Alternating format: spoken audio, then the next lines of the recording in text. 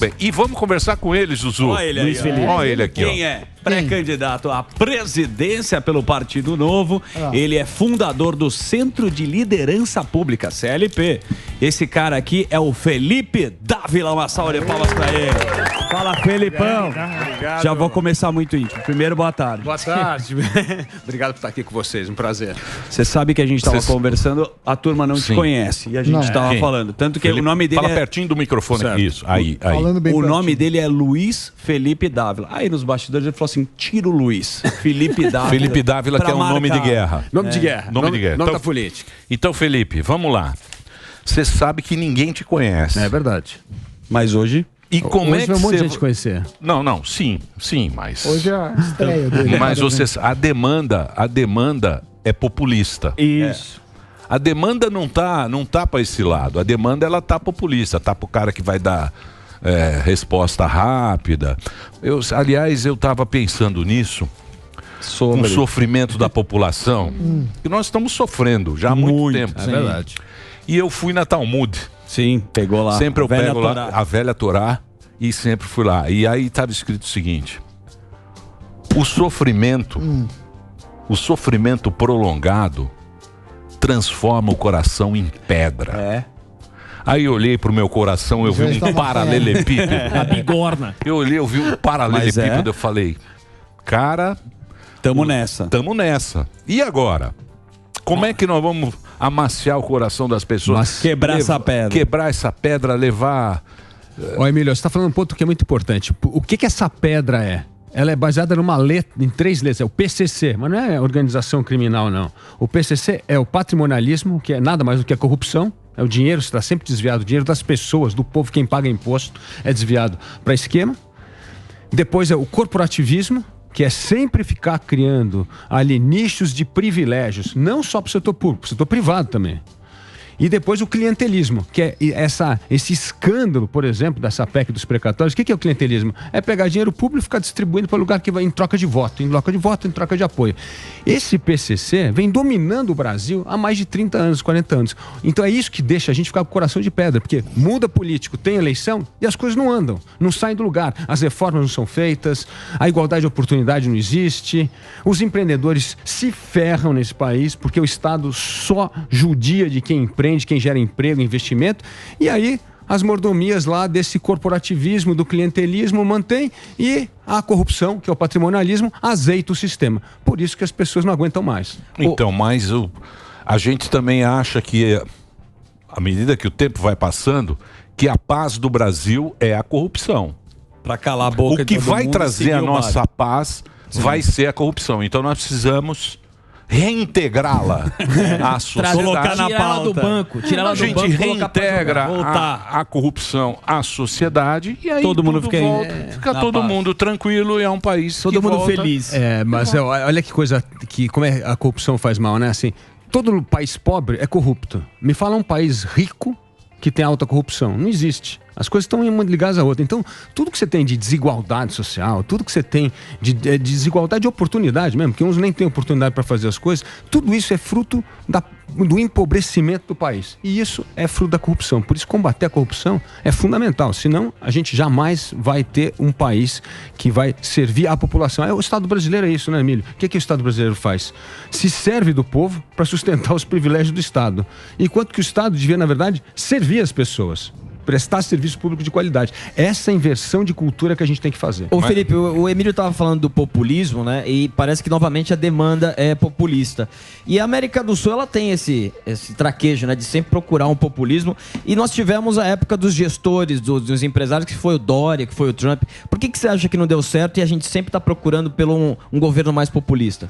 Olha, vamos ver assim, o populismo o Brasil está nesse estado péssimo por causa do populismo, de esquerda e de direita. Então assim, se você ficar acreditando no populismo, é a velha tese. Você vai ter métodos antigos que vai achar que vai ter resultado novo? Não vai ter, nós vamos continuar nessa situação aqui.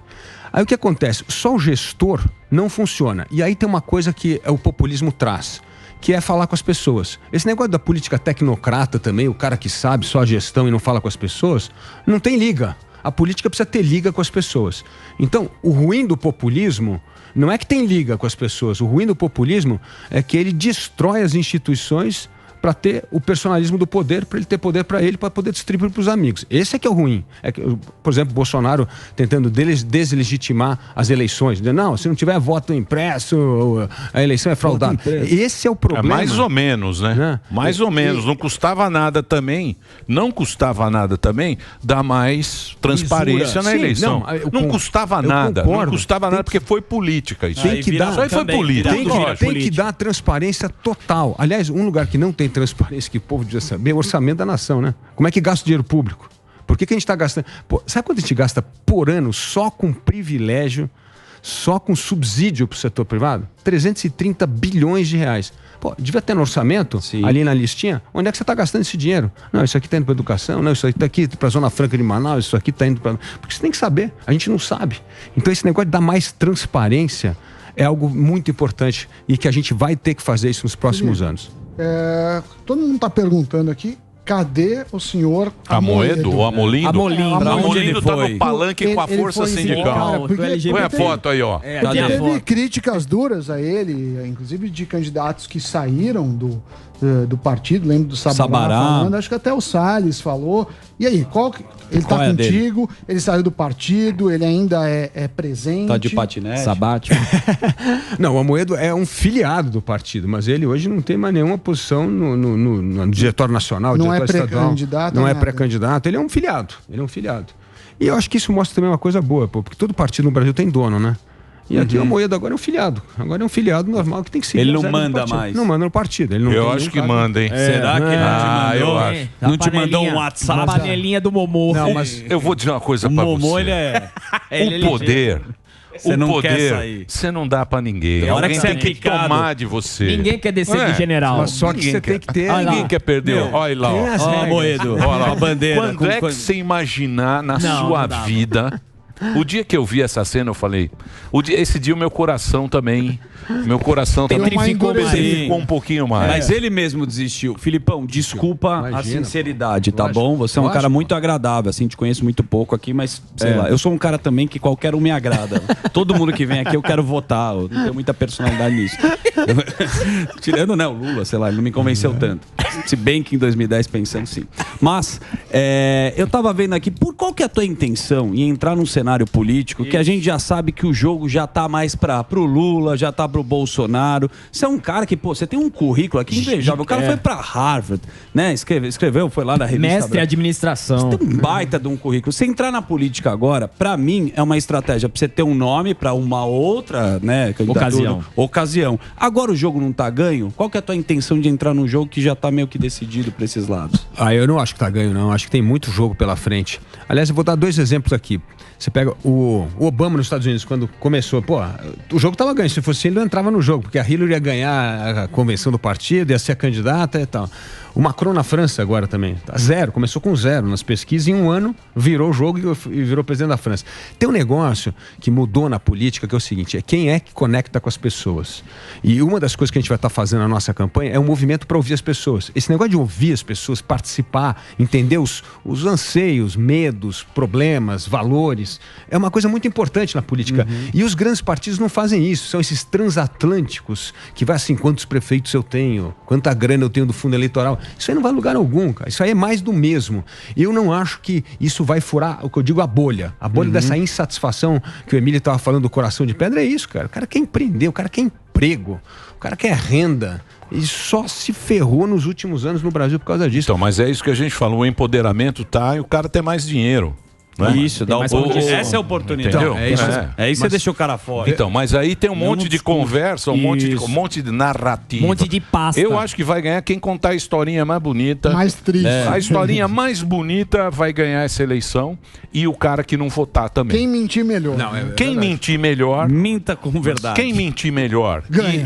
E abstenção é o cara que tá com o coração...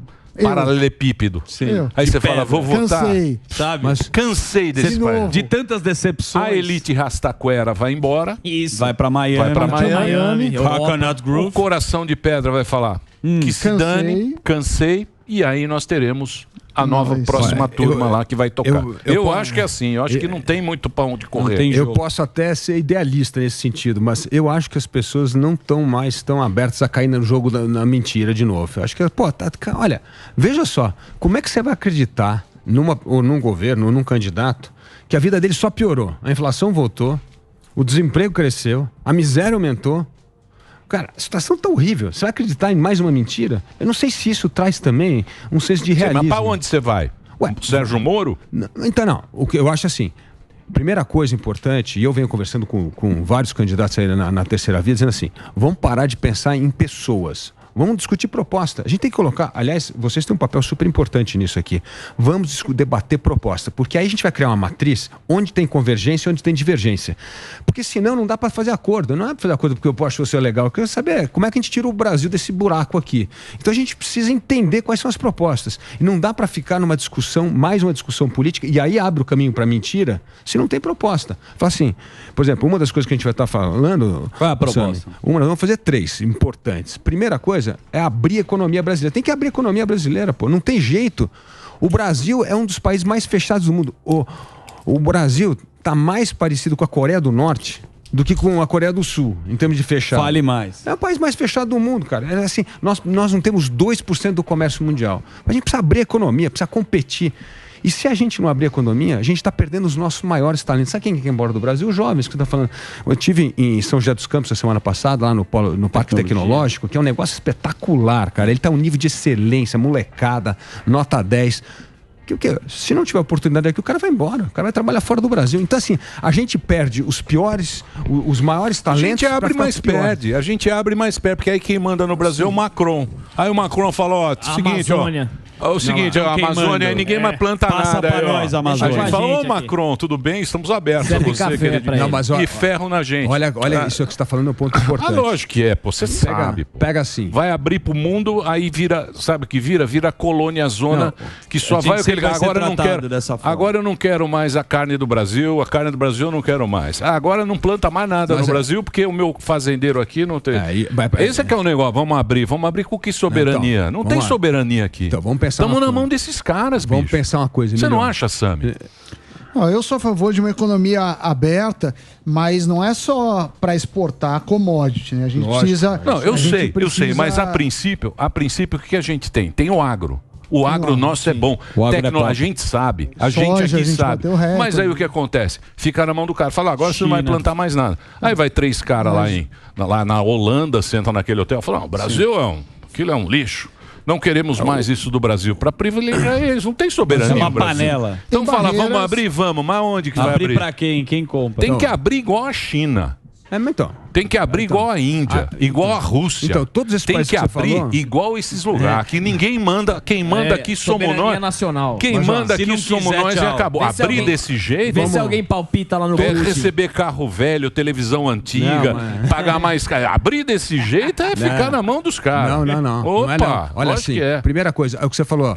Nenhum país ficou rico e próspero que não abriu a economia para o mercado, que não está inserido no mercado global. Nenhum.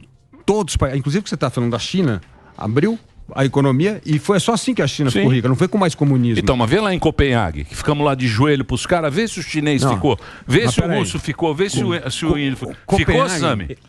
Esse era um papo do Paulo Guedes, que ia dançar com todo mundo. Eu sei, mas não fica. Vamos dançar com os chineses, com os americanos. No final ele tá lá no baile porque o cara quer que isso aqui vire uma coloniazinha, que vire. Porque o Brasil é longe. Não, mas então, tem que ser... O Brasil... Ó, puta nacionalista, né, meu? Puta nacionalista. Como chama aquele General professor? Emílio. Não, o professor. Emílio. Não, o professor médico. Eu tô achando que você vai fazer o programa do Lula, viu, pô? Não, você vai fazer o programa do Lula, pô. Porra. O Enéas. Enéas. É isso. Vamos fazer a bomba atômica. Vamos proteger a nação. Tudo é uma farsa. Tudo é uma farsa. Vamos ter o Brasil. Só pra falar... É o coração petrificado. Enéas Carneiro. Foi isso que empobreceu o Brasil. Graças para manter a nossa soberania, o nosso mercado protegido, os nossos campeões nacionais, o que aconteceu? Ficamos com o Gurgel. Não, mas ficamos com o Gurgel. Conteúdo nacional. Não, tem que colocar conteúdo. Gurgel era nosso. Porque os grandes acabaram com elas. Não, peraí. Os grandes acabaram com o Gurgel, acabou com Olha só. Porque não tem projeto. O Gurgel é do Pimenta. Porque não fizeram. Porque não tem projeto aqui. Então, e aí o que acontece? Quem que vem pra cá, vem cá porque tem reserva de mercado, porque tem. Assim, o mercado. Por que a indústria automobilística recebe subsídio no Brasil desde o Juscelino Kubitschek, há mais de 50 anos? Jabá. O cara já. Então, isso que eu tô dizendo. Mas, abre. Então, jabá dos bancos, é tudo jabá. Mas então, isso é que a gente tem que quebrar, Emílio. É isso que tem que quebrar. Ninguém quebra. Então, o Felipe, exatamente isso, porque você está falando em abrir, tudo bem, essa sua proposta, mas como é que você observa hoje na política? Por exemplo, Bolsonaro tinha falado, aí você tem que lidar com o Lira, aí você tem que lidar com o Pachecão. É muito, não é? Você não acha que a política atual é muito complicado você prometer um negócio que você depende das outras coisas? Não, mas concordo, mas olha... E quebrar esse sistema, você se diz um candidato antissistema? Então, primeira coisa, há 13 anos eu toco o CLP, o Centro de Liderança Pública. O que a gente faz? Ajuda a implementar a política pública em estados e municípios. Em todos os estados e mais de centenas de municípios do Brasil. A briga é a mesma. É uma mini realidade da Câmara. Tem corporativismo, tem protecionismo. Sim. Como é que cria o consenso? Como é que mobiliza a sociedade? Tem uma coisa no Brasil que passa meio batido, mas é super importante. Toda vez que a sociedade está mobilizada em torno de um projeto e o governo tem uma proposta boa, a gente fura a bolha do corporativismo e aprova. A gente aprovou reforma trabalhista, reforma previdenciária, acabamos de aprovar o marco do saneamento. Ontem aprovou o PL das ferrovias, vai poder ter ferrovia privada no Brasil. Então, assim, e mesmo nesse mundo do corporativismo que a gente conhece, quando a sociedade está mobilizada em torno de um projeto... Mas isso é o Bolsonaro. Não, o Bolsonaro não. O projeto da PL do Ferrovia ontem é do Serra. Aprovou. Assim, o Congresso aprova. Do Zé Serra? Zé Serra. Mas foi aprovado agora. Grande careca. É do Zé Serra. O Bolsonaro não fez nada. Só matou gente. Não. Né? Genocida fascista. Vou dar assim. O Bolsonaro, por exemplo, o marco do saneamento... Ele só matou a turma. Genocida. Não fez mais nada. É o genocida. Não, aprovou. Então, a gente tem que... Eu acho que isso também é um lado para entender o que é pauta de país, o que é pauta política. Tá, tem uma pauta do país que tem que tocar, pô. Essas matérias todas tem que votar, não importa se o projeto do Lula, do Bolsonaro, que seja. Essa pauta é bom pro Brasil. Então, assim, quando você tem essas coisas alinhadas, você fura o bloqueio. E a gente está pronto. Se eu falar que a gente vai abrir o comércio mundial para o Brasil, o que vai acontecer? Essas reformas que não saem, vai começar a sair. Porque ou o cara aprova a reforma tributária, ou aprova a reforma administrativa, ou ele quebra. Se abrir a economia e ficar com esse sistema tributário de hoje, quebra.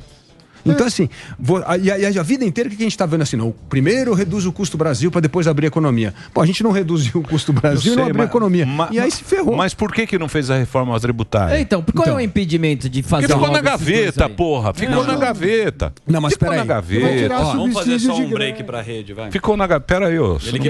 Ele pediu, ele já fez, só tá fazendo burrada. Mas eu tô tentando ajudar pra... Não, ele só tá fazendo burrada. Olha lá a carinha dele. Então fica aí. Você quer fazer o break? Lógico. Então não vou fazer um break pra ele. Ficou escondido. Ele pega a plaquinha e vai estar com medo. Ele tá trabalhando no UFC. Parece que é o UFC. É o ringue. Então deixa eu passar aqui. A gente tá com ele. Vamos conversar muito com ele aqui, que é candidato. Pré-candidato. Não pode falar candidato, mas é pré-candidato. Ele chama Felipe Dávila. Felipe Dávila. Tá aí, ó. O Instagram dele é LF Dávila Oficial. E o Instagram LF Dávila. Para você seguir na rede social, para você acompanhar. Ele é candidato do Novo, o partido do Amolindo. Sim. O Amolindo sumiu. Tá na Suíça. Tá de patinete. Amolindo sumiu. Tá em Courchevel. Pera aí, eu vou fazer um break pra rede agora. Vai lá, Reginaldo. Faz o break, a gente continua na Panflix. Vamos lá. Reginaldo. Você, Felipe, foi. Não sei se ainda tem editora, mas você fez uma editora que publicava Bravo. Sensacional. Era uma revista Bravo é República. E eu fiquei pensando aqui. Editora tem alguns incentivos. Livro não paga menos imposto. Você tem alguns projetos de lei que incentivam a produção. Você usava algum incentivo do governo na sua editora? Na República, não. Na Bravo, a gente usou durante um tempo a Lei Rouanet. E você é a favor da Lei Rouanet? Como política pública? Porque aí vai um pouco contra o que você fala, vamos abrir o mercado. Não. Abrir o mercado quer dizer, não tem que ter lei nenhuma, incentivo nenhuma. A mesma coisa que a Lei Rouanet faz, para arte, o cara que produz carro fala. Não, mas então, o que eu acho que a gente precisa ter no Brasil? Todo incentivo. Acho que é importante incentivar áreas, porque senão você não consegue arrancar para competir. Então você é a favor de subsídios? Não. Eu não sou a favor, deixa eu explicar. Não é que eu sou a favor de subsídio. Eu acho que todo subsídio aberto no orçamento, negociado, tem que ter prazo de validade. Você quer ajudar, por exemplo, o Brasil, competir fabricar chip. O Brasil não fabrica chip até hoje. A gente quer fabricar chip porque, não pode fabricar carro agora porque não tinha chip no carro. Então vamos fabricar chip. Conversa também, né? Mas nada mais permanente que do que um incentivo temporário.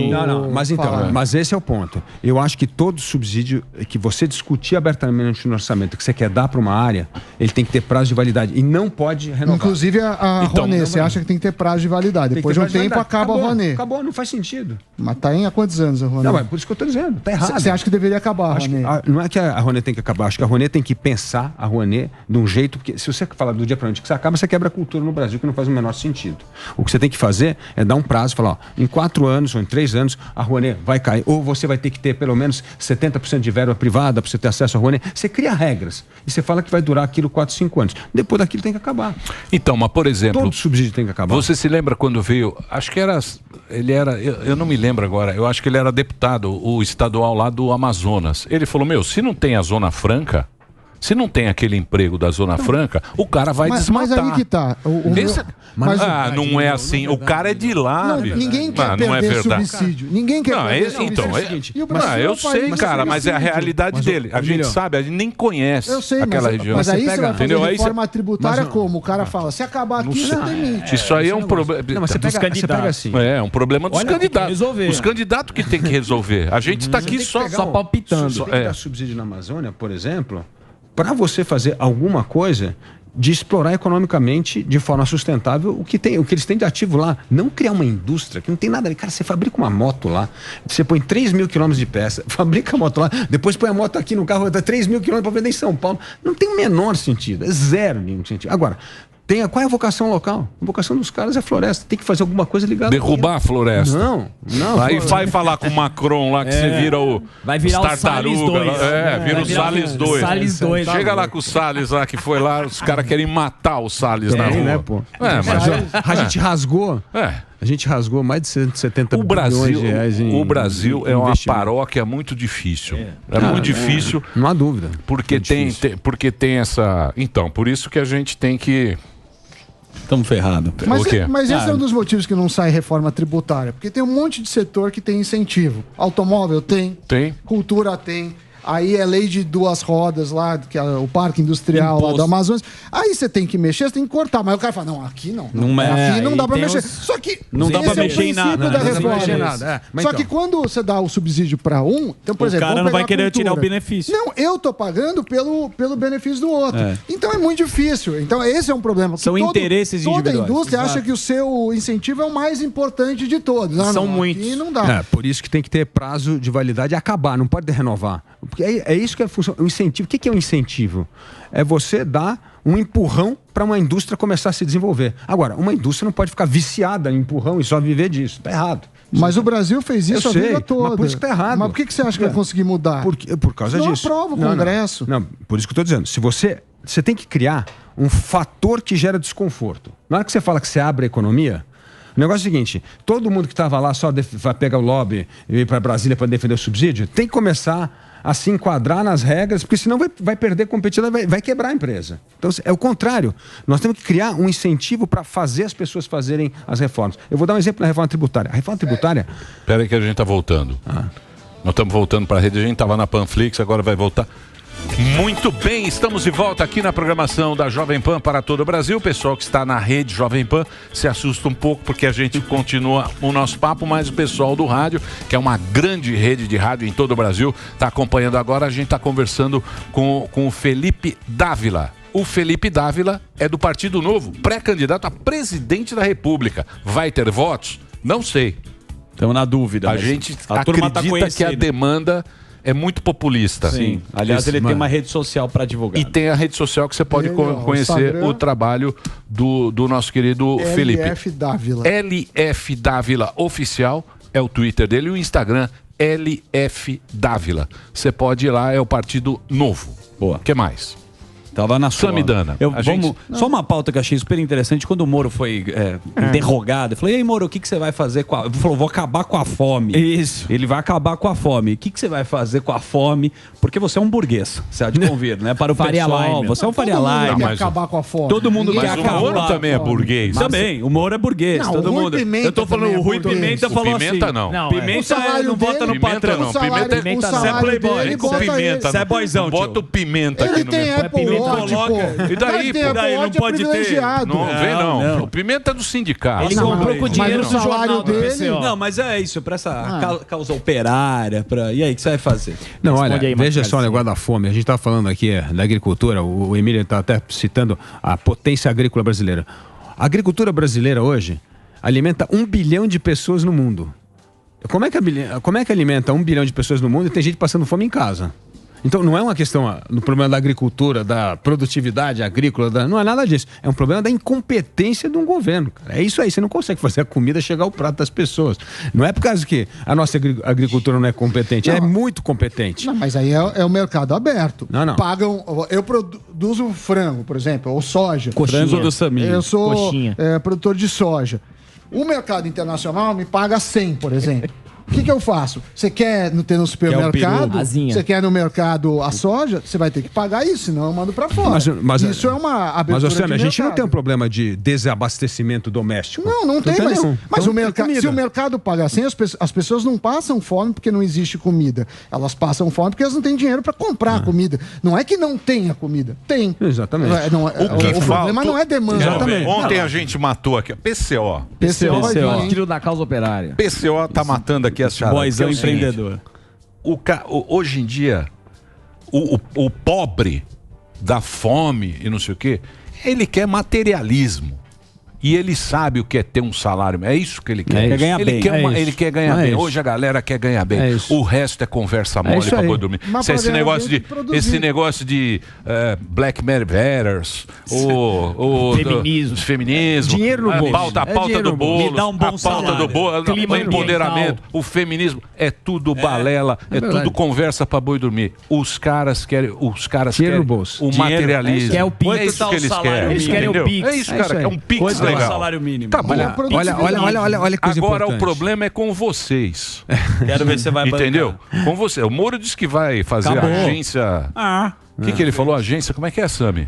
Agência contra Agência- a pobreza. Não, tem agência Não, tem um contra a nome pobreza. bonito. Tem um nome bonito. De combate à pobreza tem um. Não, mas é um nome Olha, bonito. Toda vez que Liga pro Álvaro. Toda vez que você acha que para resolver uma coisa você cria mais um departamento estatal, cara, você está aumentando o Agência. problema. Você não está Agência você não tá do resolvendo o Brasil. problema, você está aumentando o problema. É Mas voltando a falar da fome, assim, o que você acha que poderia ser feito em política pública, tendo a base liberal, para melhorar a questão da miséria? Porque todo mundo quer combater a fome. Nunca vi um candidato favor da falar, fome. eu sou Sim, a favor, eu da quero fome, que faz você passe. parte. Então todo mundo lamenta. A questão é como combater isso. Então, primeira coisa, precisamos dar, sim, nesse momento de emergência, o aumento, o auxílio emergencial que seja, a Bolsa Família, precisa ter recurso. E está tendo. Primeiro precisa organizar como a comida chega ao prato. Eu vou dar um exemplo. Aqui em São Paulo tem um programa muito legal. Que é o Bom Prato. O Bom Prato é refeição por R$1 ao dia. negócio Puta, do um programa Betinho, legal. né, Pô, muito bom. Por que a gente não multiplica o Bom Prato para os lugares onde... esse é um exemplo bom. A gente tem que parar de ficar inventando política pública. Se tem uma coisa que funciona, vamos replicar. E esse aqui é um exemplo de uma política pública que funcione e resolve a questão de fome de muita... R$1 ao dia, todo mundo pode pagar para comer. Então, por exemplo, pega um programa que existe, funciona e se transforma num programa dos estados. E outra coisa, não tem que ser programa nacional. Isso não é do governo federal, cara. Isso aí tem que ajudar a pobreza. O cara mora no município, tem que resolver na cidade, tem que incentivar os prefeitos, tem que incentivar os governadores. Então, assim, a gente tem que parar de ficar inventando roda, programa, dar mais nome para programa. Dar ração, né? E pegar as boas ideias. E uma das coisas muito legais nesses anos todos que eu trabalho no CLP é isso. É falar, pô, olha que ideia legal. Vamos pegar essa ideia aqui e Mas fazer isso aqui. tá falando, E replicar. aumenta o gasto. Não, mas não é. Mas posso falar, difícil. Sami? Eu vou Não, falar uma não é coisa. não. Eu vou falar pra você. A gente é muito penalizado. Você vê agora aqui, né? Agora aqui no São Paulo, o calça, né? Calça aumentou o IPVA. Sim. 30%. Não é que aumentou o IPVA. A alíquota é a mesma. Só que os carros aumentaram. E o seguro também, e o seguro, não, na prática a gente vai pagar 30%. Tudo aumentou. Você sabe como que é nos na Estados bomba. Unidos, E no preço na bomba. Na bomba você não sente, né? Não aumentou. Pega na bomba. Ele não aumentou. Nós vamos pagar 30% a mais, mas não aumentou. É que aumentou pra todo mundo. Não, mas não é que o cara aumentou a alíquota. Só estou explicando que não foi um aumento de alíquota. Eu acho um absurdo o IPVA no Brasil todo, mas não foi um aumento de alíquota. Porque o trouxa paga. A gente é trouxa de pagar. E compra o Mas carro. você acha, qual que é a solução? A solução, não sei. Não sabe por quê? Você acha que eu tenho? Se eu tivesse, eu ia ser Surita presidente. 22. O Surita 22. Por uma granja mais. Eu queria perguntar por uma granja Felipe, Viana. beleza. Eu só assim, eu sinto só como a gente é penalizado. Por uma granja Mas, Viena. Beleza, eu concordo que tem que ajudar os mais pobres, é interessante esses mecanismos de transferência direta, como o Auxílio Brasil, que é uma ampliação do Bolsa Família, que veio lá do Fernando Henrique, enfim, todo mundo está seguindo isso. Só que você estava falando antes do problema do furar o teto. Não tem dinheiro para isso. Tem, lógico que tem dinheiro. E aí eu te pergunto, o que vai fazer? É uma incompetência de um governo que, cara, não, tem que aumentar imposto. Pelo amor de Deus, aumentar imposto. Não pode aumentar nenhum imposto. A gente tem que diminuir imposto. Então a gente vai cortar onde? Não, tem muito lugar para cortar. Onde você acha que o governo federal poderia ter cortado? Bom, eu vou te dar aqui 3 lugares assim. Primeiro, só com o fim dos privilégios, dos penduricalhos no Brasil, 2 bilhões e meio. 2 bilhões e meio. Como que passa isso no Congresso? Não é passa presidente. Não. Tem que o que o Congresso não aprovou o fim dos penduricalhos. Aliás, está em votação. Não vai aprovar. Não aprovou porque o Bolsonaro não queria tirar os privilégios de determinada classe. Como é que a gente tem os privilégios dos juízes? É um negócio inacreditável que a gente tem de privilégio no Brasil. Por exemplo, eu acabei de falar aqui. Você vai mexer? Uma assinatura lá vale mais. Um gole de Blue Label se arrega. Olha aqui, ó. 330 bi que eu falei por ano de subsídio no Brasil.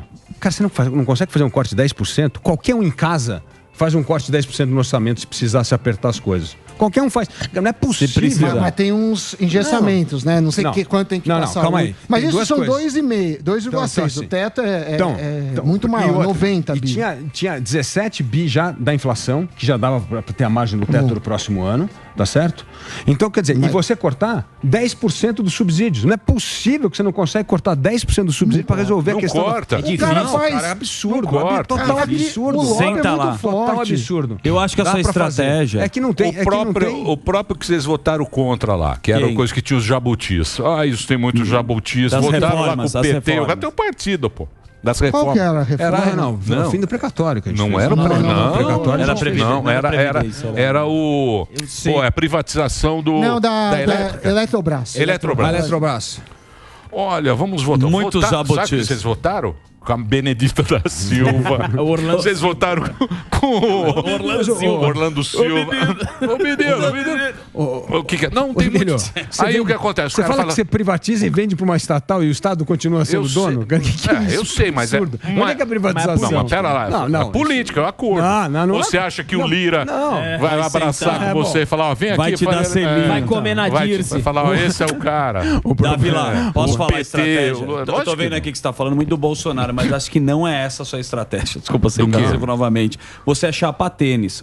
A tua concorrência está entre João Dólar e o nosso querido Ciro. Sérgio Moro. Não, o Ciro já está descartado. Não, o Ciro Dólar, já está para baixo. O Dória menos ainda. Então, mas é o Dória que... Essa é a turma. O que você acha desses candidatos? O que você acha do Dória como governador e da possibilidade do Sérgio Moro? Não, primeiro eu acho o seguinte, cada um entra nesse jogo com um handicap. Vocês falaram o meu handicap aqui, que eu sou desconhecido, então tem que ficar conhecido. Sim, lógico, certo? Sim. Qual que é o handicap dos dois?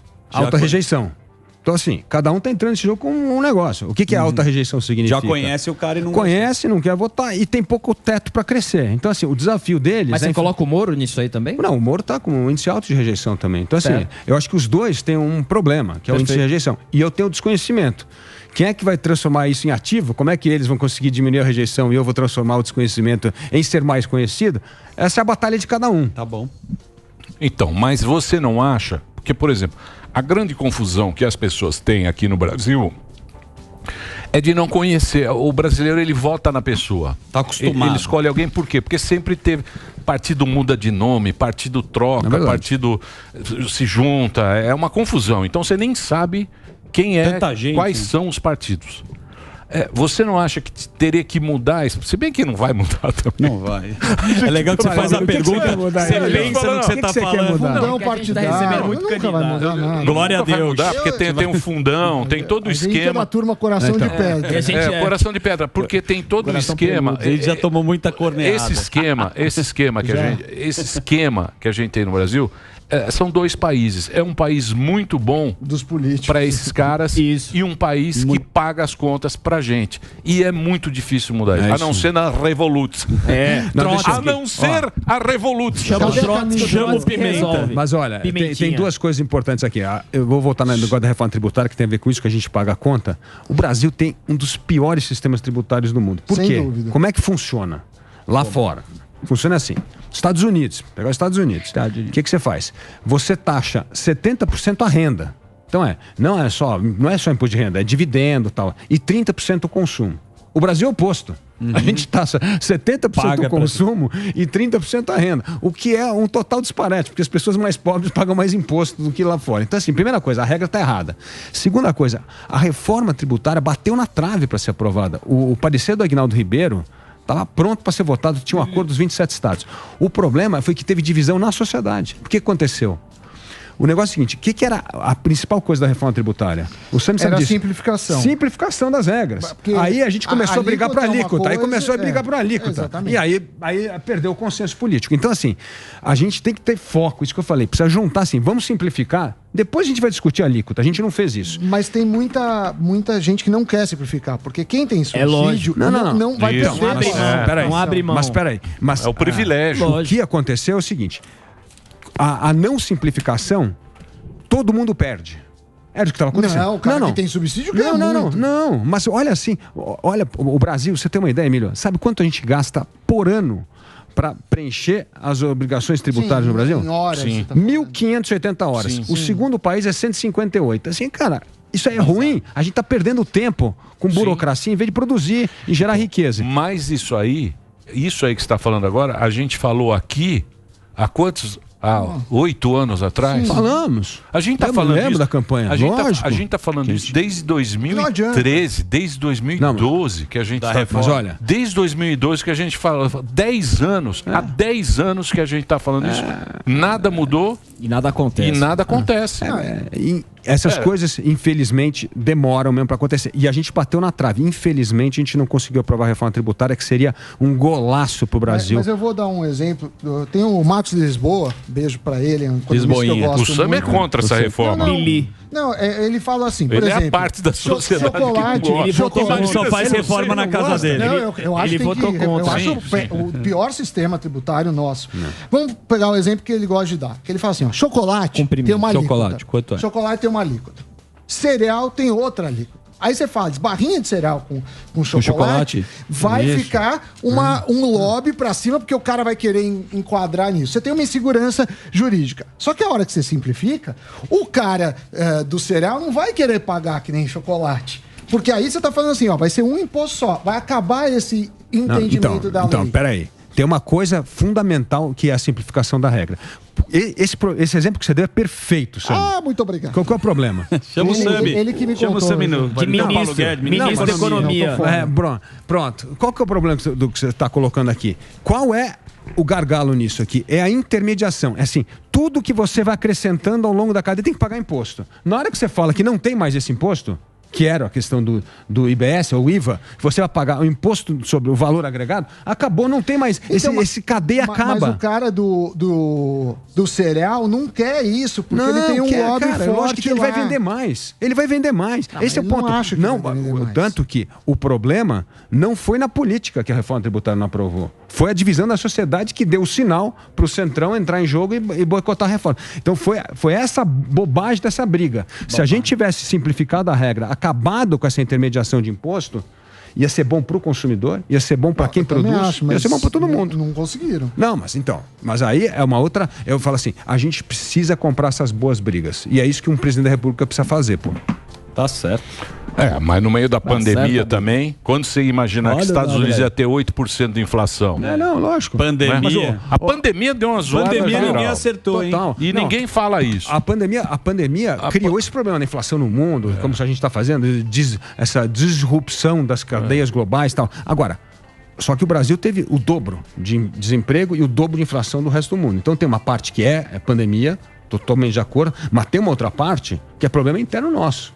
Continua aqui, esses problemas que a gente vem falando. Porque também nada foi aprovado, ficou tudo na gaveta ficou na gaveta do Maia, do Nhonho, e agora o Senado, Pachecão. E o Pachecão também é candidato. E todos juntos para derrubar o presidente, você sabe. Mas aí vamos todos juntos para derrubar o presidente desde o começo. Então vamos piorar muito. Vamos piorar muito. Não, mas o que eu estou dizendo aqui, vender a solução. O que eu estava falando no nosso bate-papo aqui é que apesar de tudo isso, muita coisa importante foi aprovada para o Brasil. E isso tem que dar total crédito ao PEC da liberdade econômica, marco novo das startups, muita coisa legal foi aprovada. Então, como eu falei, o PL das ferrovias ontem, assim, tem muita coisa legal sendo aprovada. Então, assim, é que o problema é que a gente só põe o holofote no corporativismo, tal, que é um problema, lógico. É o que eu falei aqui, a gente tem que acabar com o PCC aqui. Mas o ponto é que muita coisa legal está sendo aprovada e a gente não dá o devido... Olha, você vai ver hoje, lê o jornal hoje, o PL das ferrovias, tá uma notinha lá. Sim, pequenininha. Um negócio que devia ser uma manchete... Comemorada. Vai resolver um problema de infraestrutura seríssimo no Brasil. Que é o Tarcisão. Tarcisão da massa. Tarcisão do leilão. E a ministra também está indo bem. O leilão. Os leilões todos. A ministra do agro. Então, mas é aquilo que eu te falei... do sofrimento prolongado. Sim, e o coração petrificado. Para quebrar. Já dizia o Pica-Pau. Mais um dia nessa seminal, como quem falava? Nessa indústria vital. Mais um dia nessa indústria vital. Vai ser um período nebuloso. Difícil. Vai ser um período difícil aí que a gente vai atravessar. Vai ser 22 vai ser um ano complicado. Vai ser um ano bem complicado. Melhor ir para Miami, Dávila. Não, Miami. Liga lá no Moedo. Eu detesto fica na casa do a Moedo tá em Cochevel. Vamos voltar bravo. A Moeda tá esquiando agora. A elite Rastaquera já tá vendo a passagem. Eu vou pra Verbier. Vou pra Verbier lá na Suíça. Vamos esquiar lá no chalé. Um pequeno chalé. Davos. Não, você não vai pra Davos. Incrível. Com o Dória. O Dória de pullover. Dória de trenó. A elite Rastaquera. Já tá comprando a passagem. Temos a elite Rastaquera. Temos a elite Rastaquera. Temos o bolsopetismo e o povo ferrado.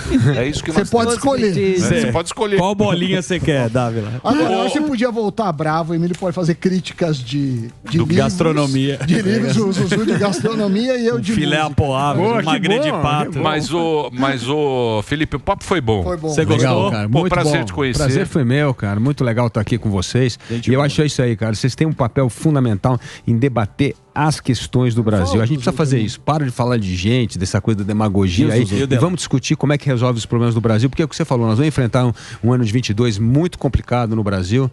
E a gente precisa, cara, dar uma resposta para essas pessoas. Você sabe que o Xurxo falava isso. Xurxo? O Xurxo. O nosso prédio aqui. Winston Churchill. Era político também. Do prédio. Mas ele falava o seguinte: quando você tiver numa situação muito ruim, conte a verdade pro povo. Saia correndo. O povo gosta. A gente ainda não chegou nessa situação. Não engane o povo.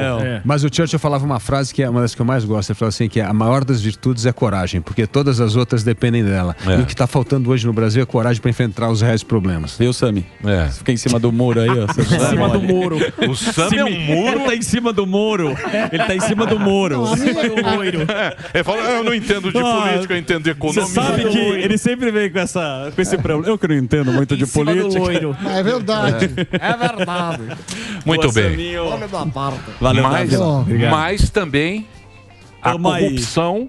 Vamos pensar nesse ponto. Tá de volta. A corrupção pode ser a paz do Brasil. Brasil feliz de novo. Brasil feliz de novo. Pode ser, claro. Brasil feliz com o novo. Pode ser Muito bem. Então eu queria agradecer. Eu vou passar o serviço para você acompanhar o trabalho dele nas redes sociais.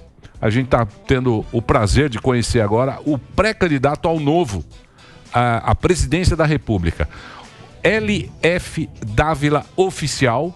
Esse é o Instagram. E o Twitter também. LF Dávila. Ah, não. O Twitter é O Instagram é LF Dávila e o Twitter tem um oficial depois do Dávila oficial. Isso. É isso aí.